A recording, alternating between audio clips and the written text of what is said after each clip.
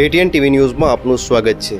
ગુજરાત સરકાર દ્વારા અસામાજિક તત્વોની યાદી તૈયાર કરવામાં આવી હતી। એના પગલે સાબરકાંઠા એસપી દ્વારા 16 પોલીસ મથકના 150 જેટલા લોકોની યાદી તૈયાર કરવામાં આવી।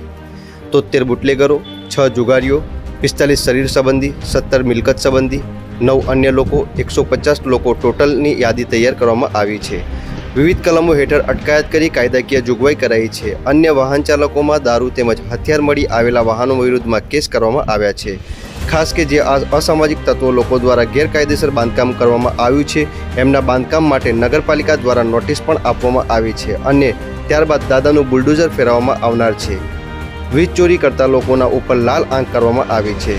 છેલ્લા 4 દિવસમાં જિલ્લા પોલીસ દ્વારા કરવામાં આવેલી કામગીરી: પાસા 7 દરખાસ્ત, હદપારી 15 દરખાસ્ત, ગુસ્સી ટોક 1 case, GP act 135 15 case, MB act 207 164 case, MV act 185 drink and drive 17 case, prohibition 75 case. 100 કલાકમાં સાબરકાંઠા જિલ્લા પોલીસ દ્વારા તૈયાર કરવામાં આવેલ યાદી જિલ્લામાં ટોટલ 150 વ્યક્તિઓની યાદી તૈયાર કરાઈ છે। Bureau report, ATN TV news, Himmatnagar.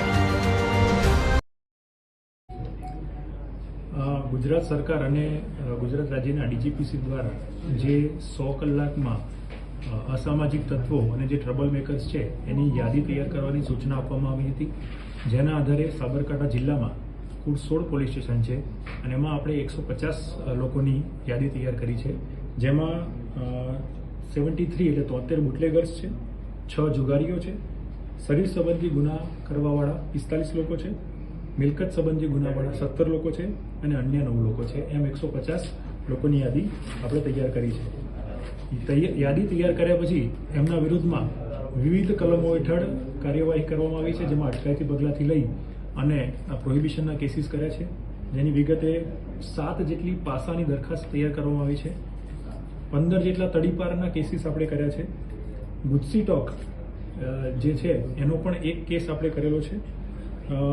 વાહન ચેકિંગ છેલ્લા 3 દિવસથી સતત કરી રહ્યા છે, જેમાં 2500થી વધારે વાહનો અમે ચેક કર્યા છે। આ વાહનો ચેક કરતા 15 જેટલા વાહનોમાં હથિયારો મળી આવ્યા હતા, એટલે એના વિરુદ્ધમાં જીપી એક્ટ 135 વિરુદ્ધની પણ કાર્યવાહી અમે કરી છે। ડ્રિંક એન્ડ ડ્રાઈવના જે કેસીસ કહેવાય, એમબી એક્ટ 185ના એવા 17 કેસો કે જે લોકો દારૂ પી અને વાહન ચલાવતા હતા, એવા 17 કેસો પણ અમે કરેલા છે।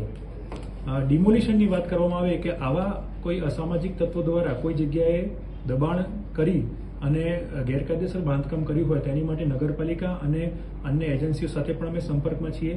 3 જગ્યાએ નગરપાલિકાએ નોટિસ પણ આપેલી છે અને નોટિસનો સમય પૂરો થતાં એમાં ડિમોલિશનની કાર્યવાહી પણ કરવામાં આવશે। ગઈકાલે યુજીવીસીએલ એટલે કે જીઈબી સાથે એક મિટિંગ કરવામાં આવી છે અને કેટલાક પોકેટ નક્કી કરવામાં આવે છે કે જે લોકો વીજ ચોરી કરે છે, જે ઓર્ગેનાઇઝ ટાઈપની વીજ ચોરી છે, ત્યાં પણ જીઈબીને પૂરતું પ્રોટેક્શન આપી અને વીજ કનેક્શન પણ કાપવાની કાર્યવાહી એ ટૂંક સમયમાં કરવામાં આવનાર છે।